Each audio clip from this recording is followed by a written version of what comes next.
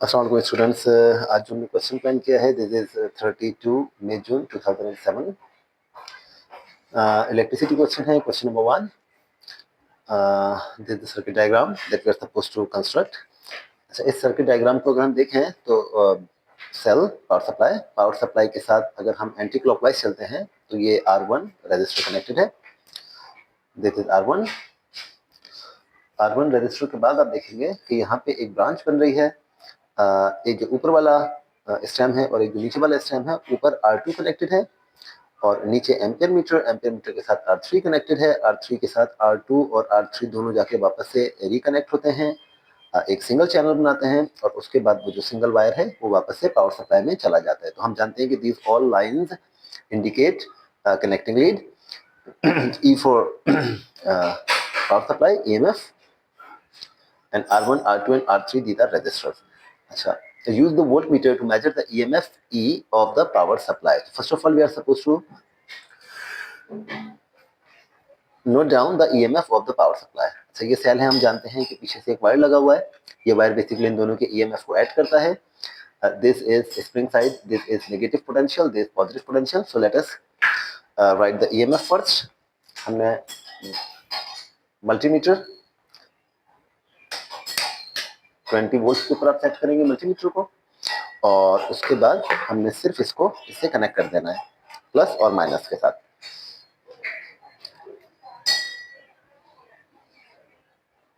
It's 293 around इसने कुछ value दिया।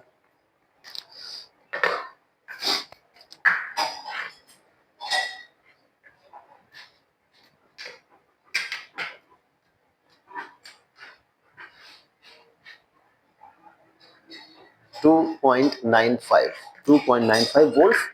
तो EMF इज 2.95 वोल्ट। मैंने इसको लिख लिया 2.95 वोल्ट। वी ऑलरेडी लिखा हुआ है, लिहाजा I did not mention the unit of the value. So 2.95 volts is the EMF of the power supply. अच्छा जी, अब अगली बात कर लेते हैं। इस सर्किट को कंस्ट्रक्ट करने से पहले मैं इसको थोड़ा सा और आसान करके I just redraw this circuit so that we can understand it easily. मैंने क्या किया, पावर का सोर्स लिया R1 के साथ एम्पियर के साथ R3 और R3 को वापस से ज्वाइन कर दिया पावर सप्लाई के साथ।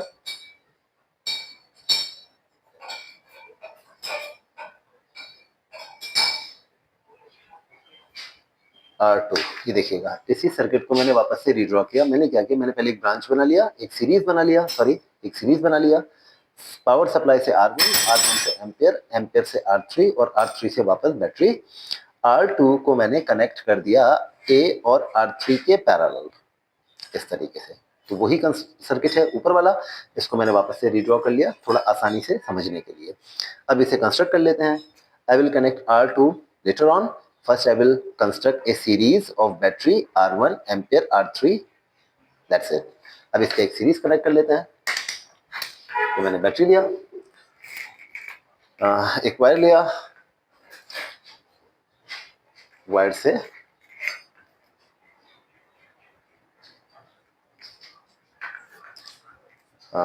R1 कनेक्ट किया।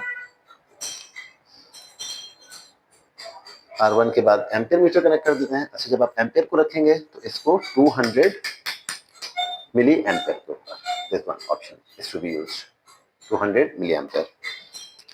और ये दोनों जो इसके लीड्स हैं, एक कॉमन पे आएगा COM फॉर कॉमन और एक उसके साथ में वोल्ट, ओम मीटर, मिली एम्पियर, ये तमाम वैल्यूज लिखी हैं। तो ये दो 10 एम्पियर वाला हम यूज नहीं करेंगे।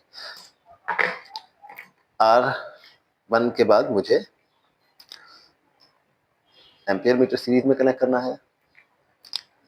मैंने वायर लिया, R1 से ज्वाइन किया और एम्पियर मीटर कनेक्ट कर दिया। अच्छा जी, बैटरी के साथ R1 के साथ एम्पियर मीटर के साथ अब मैंने एक और वायर लेना है और R3 कनेक्ट कर देना है। अच्छा, R3 के बारे में इन्होंने बताया, R3 is any of the label register provided. R2 को अगर हम साइड पे रख दें तो 330, 33, 680, 560, 470, 100, 150 ये तमाम वो रजिस्टर्स हैं जो R3 की जगह 1 by 1 यूज हो सकते हैं। अच्छा देख लीजिए, इसको पढ़ लेते हैं थोड़ा सा। Connect the circuit as shown figure. R1 and R2 are labeled registers and R3 may be chosen from any one of the remaining registers. Each register carries a label indicating its resistance. So these are R3 possible values of R3 which have been provided to us. Okay, R3 का value ampere के बाद लेते हैं। ये मैंने ampere का value लिया और इसके बाद अब हम R3 का कोई भी एक वैल्यू ले लेते हैं। फॉर एग्जांपल आई सेलेक्टेड 330 ओम। मैंने 330 ओम लिया और इसे यहाँ पे कनेक्ट कर दिया। 330 ओम के बाद अब मुझे वापस से, हमने डायग्राम आपको बताया था, बैटरी लेंगे, बैटरी से R1, R1 से एम्पियर, एम्पियर से R3 और R3 के बाद हम वापस से बैटरी में चले जाएंगे। तो R3 के बाद अब हम यहाँ से दोबारा बैटरी में चले जाते हैं। ये R3 मैंने कनेक्ट किया यहाँ पे और इससे मैं दोबारा बैटरी में चला गया। अभी मैं बैटरी को कनेक्ट नहीं कर रहा हूँ क्योंकि बैटरी का EMF यूज होता रहेगा, लिहाजा जब हमें रीडिंग लेनी होगी by that time I will connected और उससे पहले मैं इसे छोड़ दूंगा। देखिए एक सिंपल सा सीरीज सर्किट मैंने बना लिया। बैटरी, बैटरी से R1, R1 से एम्पियर मीटर, एम्पियर मीटर का दूसरा लीड 330 ओम, 330 ओम का दूसरा एंड, वापस से बैटरी करना। तो ये एक सिंपल सा सीरीज सर्किट हमने बना लिया। अब हमें R2 कनेक्ट करना है parallel two ampere and R3, ampere and R3। अब इस चीज को समझिएगा जरा सा, एम्पियर और R3 के पैरेलल कैसे कनेक्ट होगा। मैंने दो वायर्स लिए, R3, देखिए R3 के दो एंड्स होंगे। एक R3 का वो एंड है जो एम्पियर से कनेक्टेड है और एक R3 का वो एंड है जो बैटरी से कनेक्टेड है। तो R2 R3 के उस वाले एंड पे आएगा जो बैटरी से कनेक्टेड है। अब देखिए ये रहा R3, ये वाला एंड मीटर से कनेक्टेड है और ये वाला एंड बैटरी से कनेक्टेड है। तो हम इस वाले एंड को लेंगे। ये मैंने R3 का ये वाला एंड ले लिया पैरेलल कॉम्बिनेशन के लिए। तो एक ये वायर आ गया मेरे पास, ये वाला वायर है, और एक दूसरा वायर मुझे चाहिए जो R1 और A के बीच में होगा, जिसके साथ मुझे R2 कनेक्ट करना है। तो R3 और A के, R1 और A के बीच में। तो देखिए ये वाला वो वायर है जो R1 और एम्पियर मीटर के बीच में है। तो हम जो दूसरा वायर लेंगे वो यहां से ले सकते हैं और यहां से भी लिया जा सकता है। इस वायर को यहां से भी कनेक्ट कर सकते हैं, लेकिन R1 के बाद नहीं लगा सकते। R1 और एम्पियर के बीच वाला वायर ये वाला वायर है। इस वाले वायर पे हमें ऐसा लगाना है क्योंकि ज़ाहिर सी बात इस पे इंसुलेशन है, तो यहाँ पे तो ये वैल्यू नहीं देगा। लिहाजा इस वायर का कोई भी एंड, ये वाला एंड भी हो सकता है और वो ये वाला एंड भी हो सकता है। हम इस वाले एंड के ऊपर लगा देते हैं इसे, ये लग गया। अब देखिए ये वो दो वायर्स हैं जिनके ऊपर हमें R2 कनेक्ट करना है।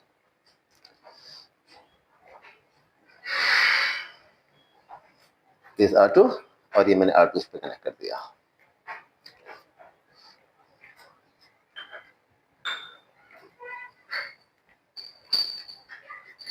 Here is R2। आसान सा सर्किट, बहुत सिंपली तमाम चीजें कनेक्ट हो चुकी हैं। अच्छा अब हमें क्या करना है, एम्पियर पे कनेक्टेड है, वो बोलते हैं कि turn on the power supply और रीडिंग नोट कर लीजिए करंट की। Record the value of current I and the resistance R3 of the register R3। तो हमने जो इस वक्त R3 सेलेक्ट किया है, दिस इज 330 ओम, ये वाला। तो इसकी वैल्यू लिख लेते हैं R3 की 330 ओम। करंट का वैल्यू हमें रिकॉर्ड करना पड़ेगा। सर्किट कनेक्ट करते हैं।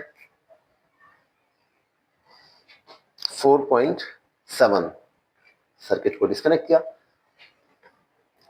ओह अनहोल्ड हो गया, तो बात नहीं। 4.7 टाइम्स 10 एक्सपोनेंट -3, ये वैल्यू हमारे पास आया था। अच्छा अब अगले बात पे चलते हैं। Change the resistor R3 and repeat A3 until you have 6 sets of reading of I and R3. Include values of 1 upon I in the table. I have already drawn the table, like for serial number R3 current in ampere 1/I ampere inverse. मैंने तमाम को लिख लिया। अब हम resistor का value change करते रहेंगे और नई वैल्यूज रिकॉर्ड करते रहेंगे। अच्छा, 330 ओम क्योंकि मैं यूज कर चुका हूँ, लिहाजा अब हमें ये करना है कि 330 के अलावा हमें देखना होगा कि क्या हमारे पास कुछ रेजिस्टर्स हैं जो हम 330 के अलावा 6 सेट बना सकते हैं। तो let's count the resistor 1 2 3 4 5 and 6। तो अब ये जो 330 ओम वाला रेजिस्टेंस का वैल्यू था हम इसे यूज नहीं करेंगे। हम इसके बाद के 6 रेजिस्टर लेते हैं। Minimum value of resistance is 33 ओम, तो मैंने इसको 33 पहले लिख लिया। द नेक्स्ट इज 100 ओम। 100 ओम के बाद मेरे पास 33 देन 100। उसके बाद हम चले जाते हैं 150 ओम पे। इट्स 150। 150 ओम के बाद हमारे पास मौजूद है 470 ओम। 470। 470 के बाद मौजूद है 560 and the last one is 680। तो ये तमाम रेजिस्टर मेरे पास मौजूद हैं और इनको हम वन बाय वन यहाँ पे लगाते रहेंगे और इनके वैल्यूज को नोट करते हैं। अच्छा जी, 33 ओम, 33 ओम का रेजिस्टर मैंने लिया।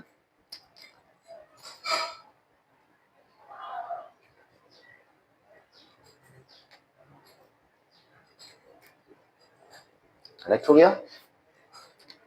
वैल्यू रिकॉर्ड करते हैं।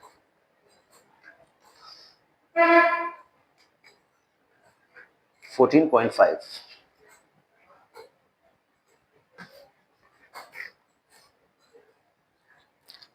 14.5 टाइम्स 10 एक्सपोनेंट माइनस 3। 33 ओम का रेजिस्टर हटाते हैं। 100 ओम का रेजिस्टर लेते हैं। 100 ओम का रेजिस्टर कनेक्ट किया।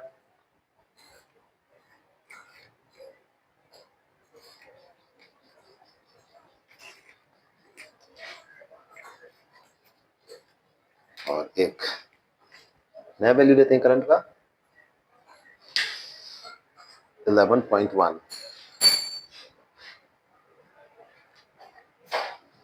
11.1 टाइम्स 10 एक्सपोनेंट माइनस 3। 100 ओम का रेजिस्टर हटाते हैं। 150 ओम का रेजिस्टर लाते हैं। 150 ओम का रेजिस्टर, मीटर को अनहोल्ड करते हैं। Let's take a new value.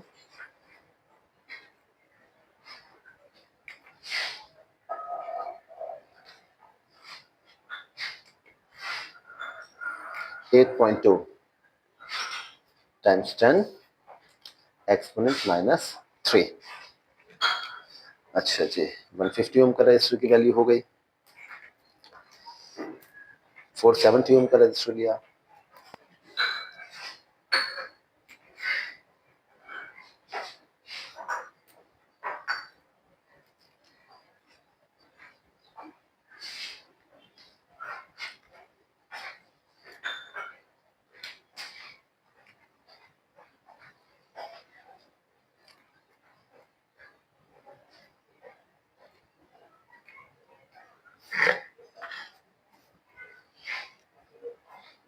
Four 470 ओम।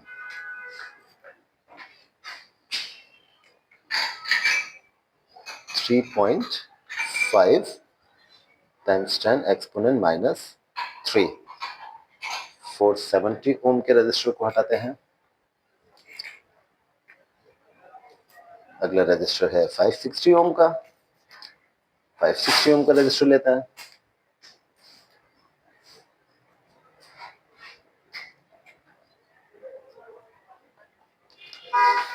और नई वैल्यू रिकॉर्ड करते हैं 2.8 टाइम्स 10 एक्सपोनेंट माइनस 3। 560 ओम का रेजिस्टर हटाते हैं और लास्ट रेजिस्टर है 680 ओम। 680 ओम पे लास्ट वैल्यू ले लेते हैं इसका।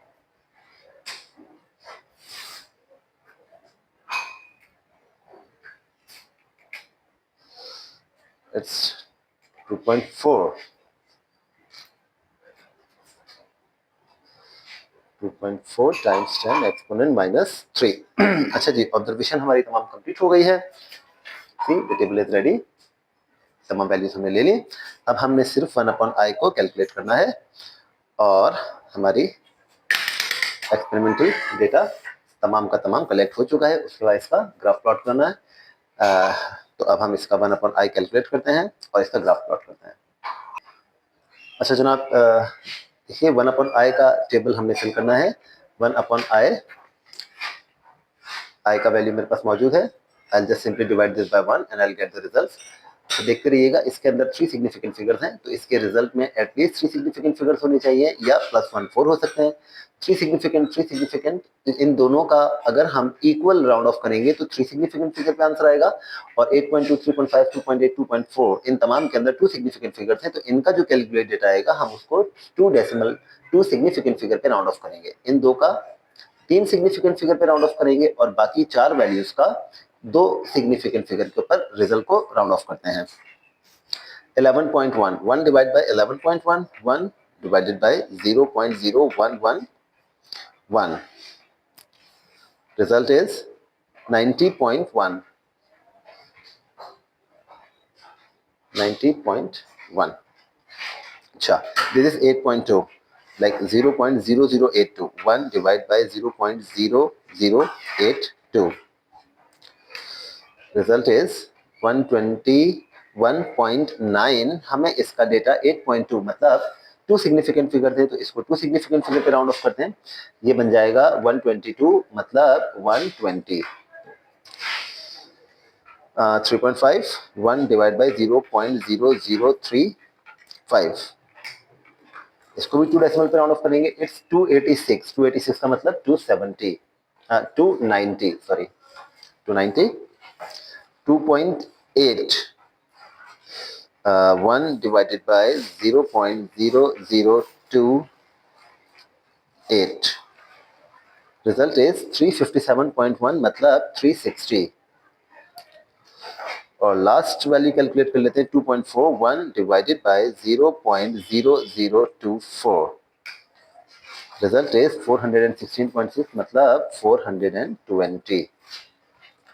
तो देखिए ये तमाम वैल्यूज हमने कैलकुलेट कर ली हैं। 1/i का वैल्यू ये बहुत इंपॉर्टेंट पार्ट है। अगर आपके रॉ डेटा के अंदर जितने सिग्निफिकेंट फिगर होंगे कैलकुलेटेड में या तो उसके इक्वल या उससे एक ज्यादा, ये बात मैं बता चुका हूँ।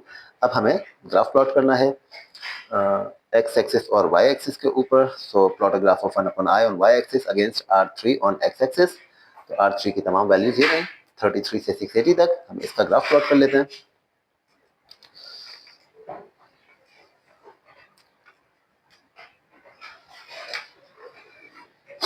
अच्छा जी, 33 is the minimum value and 680 is the maximum value.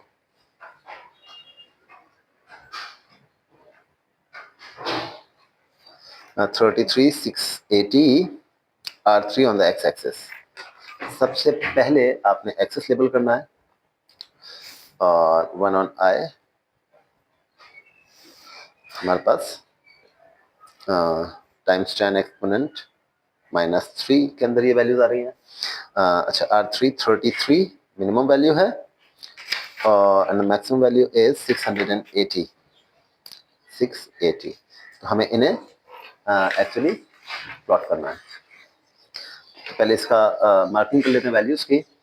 680 0 10 20 100 2 3 4 5 6 680 बिल्कुल इजीली आ जाएगा। If I take it 0 between 100 200 300 400 500 600 700 680 मुझ पर 600 ये एक स्मॉल बॉक्स इज ऑफ 10 तो 6 10 20 हम यहाँ पे 680 पे पहुंच जाएंगे। तो फर्स्ट कॉलम के अंदर भी हमारी वैल्यूज आएंगी और 7th कॉलम में भी हमारी वैल्यूज आएंगी, लिहाजा बहुत अच्छा कवरेज हमारा हो जाएगा। मिनिमम 50% कवरेज होना चाहिए हमारा दोनों एक्सिस का। अच्छा, अब हम y एक्सिस को भी सिलेक्ट कर लेते हैं। y एक्सिस का मिनिमम वैल्यू है 67 और मैक्सिमम है 420। 67 420 तो इसे एडजस्ट करते हैं।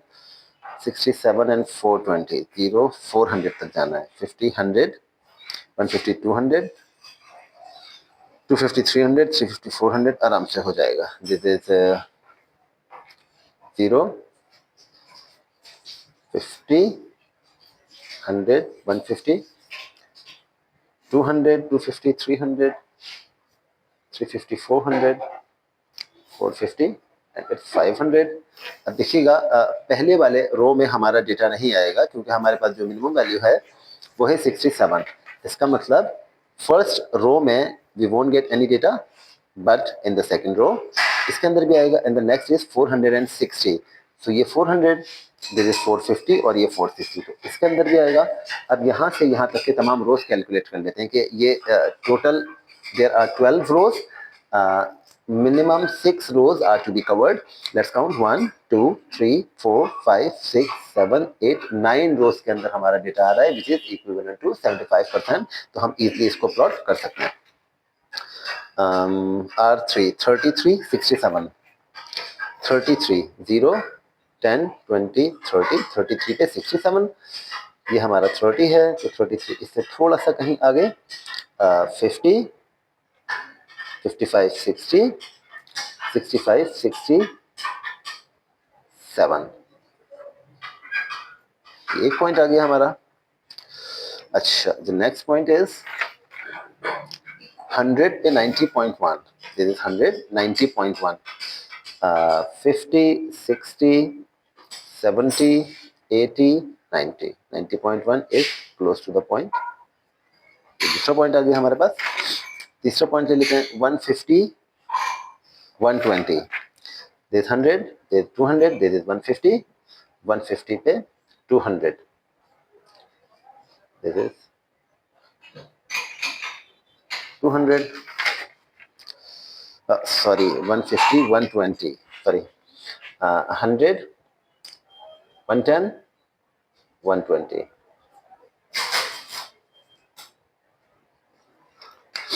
अच्छा जी, देन वी हैव 470 290 470, 400 450 460 470 और 470 पे हमें 290 चाहिए, 470 200,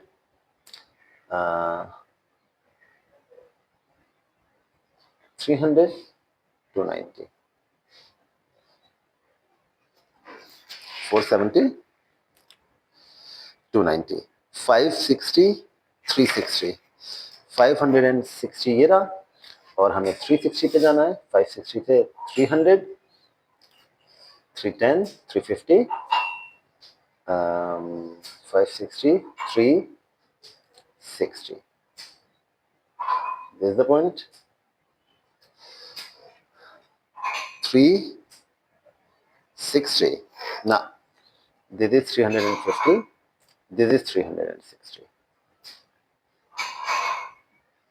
अच्छा, अब हमारे पास लास्ट पॉइंट रह जाएगा विच इज 680 420, 680 680 ये वाला पॉइंट है, 600 700 610 20 30 इस तरह 680 ये रहा और 680 के साथ है 420, 680 420, दिस इज 400 410 420।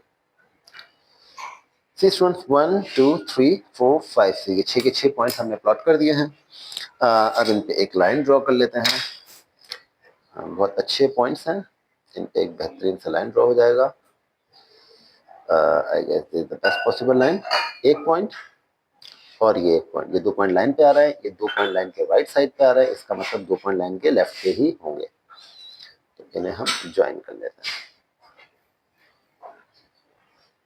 और मैं इसे y एक्सिस को कट कर रहा हूँ इसलिए क्योंकि अगर एक्सिस हमारा x एक्सिस 0 से स्टार्ट हो जाए तो हम इसको एज इट इज ग्राफ से डिटरमाइन कर सकते हैं, तो लिहाजा मैंने इसको इंटरसेक्ट भी करवा दिया यहाँ पे। अब नेक्स्ट स्टेप हम सबको मालूम है कि हम इसका ग्रेडियंट लेंगे। अच्छा, ग्रेडियंट के लिए कोई से 2 पॉइंट ले लेते हैं। ये आपकी टोटल लाइन है, first point till last point, इसको टोटल लाइन की लेंथ कंसिडर किया जाएगा। This is your total line which is fy.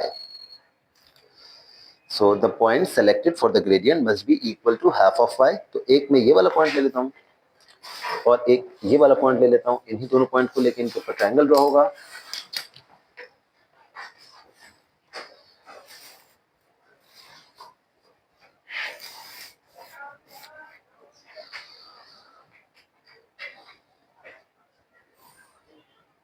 Triangle draw कर दिया। अच्छा, ये सेकंड लास्ट पॉइंट है 560 वाला, तो इसके कोऑर्डिनेट्स थे 560 360, this one 560 360, and this one second point 100 90.1 100 90.1. Let's calculate the gradient. 3 by 2 360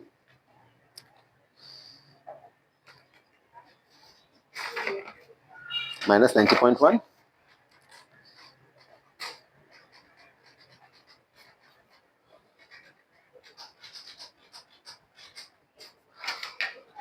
Uh, 360 minus 90.1 on 560 minus 100.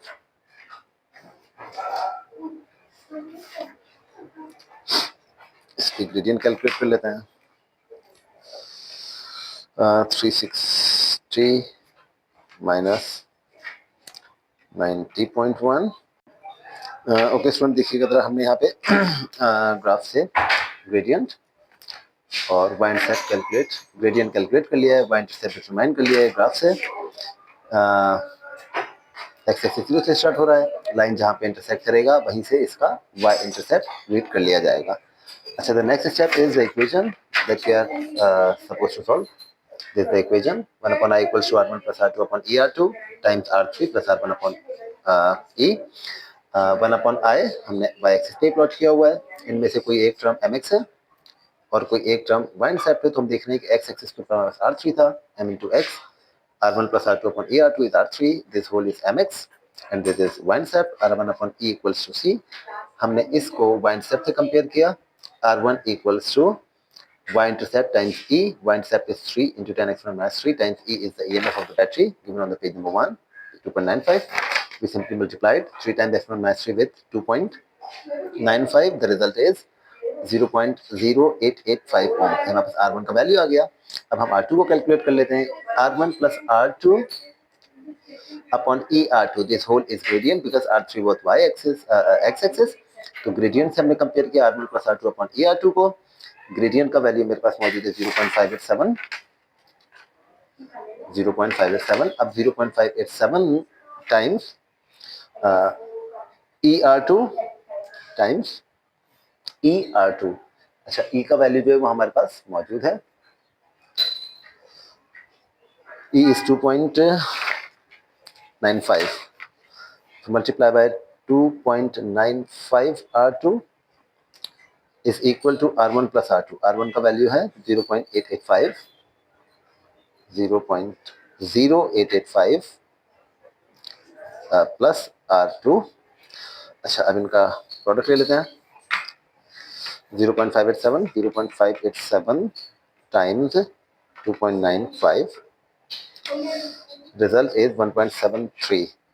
1.73 R2 is equal to 0.0885 plus R2. R2 को शिफ्ट करते हैं.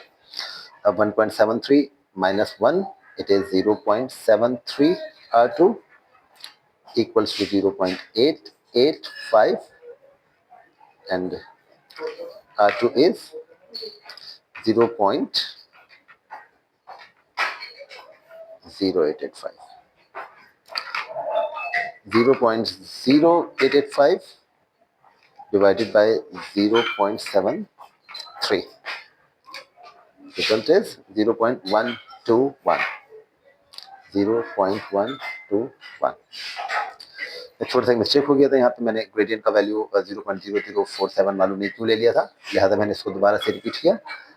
This is the correct value. Answer भी हमारा negative में आ रहा था, लेकिन actually अब इस तरीके से आपका रिजल्ट पूरा पॉजिटिव हो जाएगा. तो उम्मीद है चीज़ें समझ में आई होंगी आपको. इंशाल्लाह नेक्स्ट वीडियो में किसी नए क्वेश्चन के साथ मुलाकात होती है. बहुत बहुत शुक्रिया. Take care. अस्सलाम वालेकुम.